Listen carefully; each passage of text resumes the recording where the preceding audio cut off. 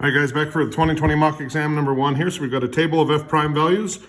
Tells me that f prime is increasing and it's twice differentiable, so it's continuous, all that stuff. Selected values are given, and we know that f of 0 is equal to 3. So it says, if f prime of x, the conditions of the mean value theorem are met. So mean value theorem is instantaneous slope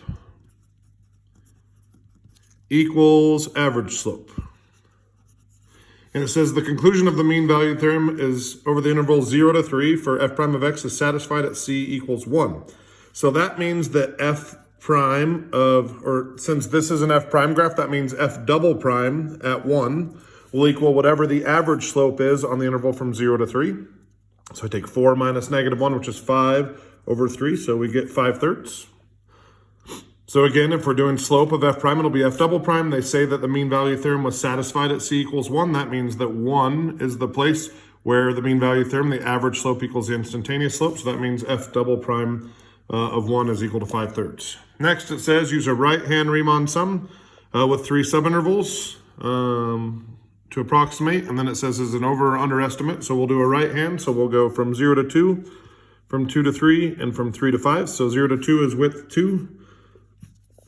Times the right-hand value, which is 1, plus this width is 1, times the right-hand value, which is 4, then this width is 2, times the right-hand value, which is 7, so we get 2 plus 4, 6 plus 14 is 20. And then it says, is this an over approximation or an under approximation? So if we think about a right-hand estimate of an increasing function, which this function is increasing, if we think of right-hand guesses, they're going to be too big.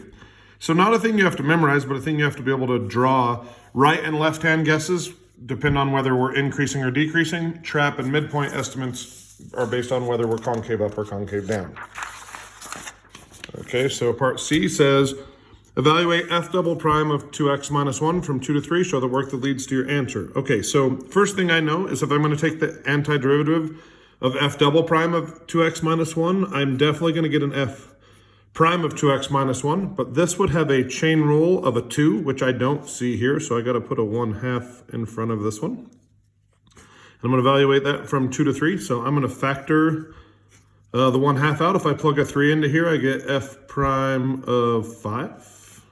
If I plug a 2 into here, I get f prime of 3. So I get 1/2. F prime of 5 from the table is 7. F prime of 3 from the table is 4. So I get, what, 3/2? Okay, and then this one has some parts that are fairly simple and some parts that are really hard.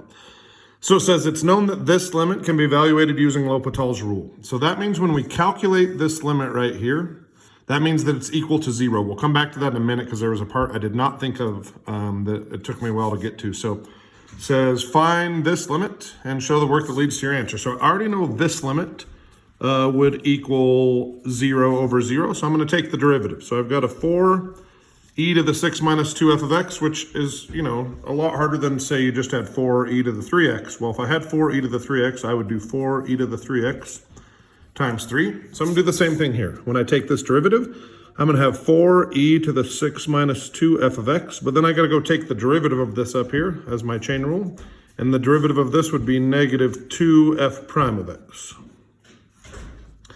Then the derivative of f double prime of x squared will be f triple prime of x squared with a chain rule of 2x. Okay, and again, I'm not doing a quotient rule. I'm just taking the derivative of the top and the bottom. And on the bottom, the derivative will be f double prime of x. Okay, so then I'm going to plug a 0 into all of these. So first of all, if I plug a 0 into here, this guy is gone.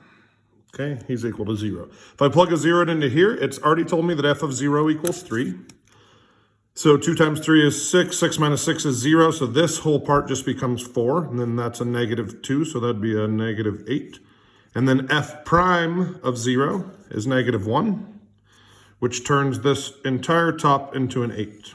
Now, I couldn't think of any way I could calculate f double prime of x from this information. So I decided, I guess I got to go back here, and I already know this has to equal 0. So I go off to the side, Just to be fair, I think this is something that is probably not going to be asked because this is pretty damn tricky. So again, f of 0 to equal 3, this would equal 4, which means if I add this to the other side, that means that f double prime of 0 has to equal 4, which means when I plug a 0 in here, that equals 4, and 8 over 4 is 2. Okay, so big takeaways here. If they tell you a limit can be evaluated using L'Hopital's rule, that means that you got 0 over 0. So I could set the top equal to 0 and the bottom equals 0 to solve anything that they ask me to solve. Okay, so there's A through D. I'm going to be back here in just a sec.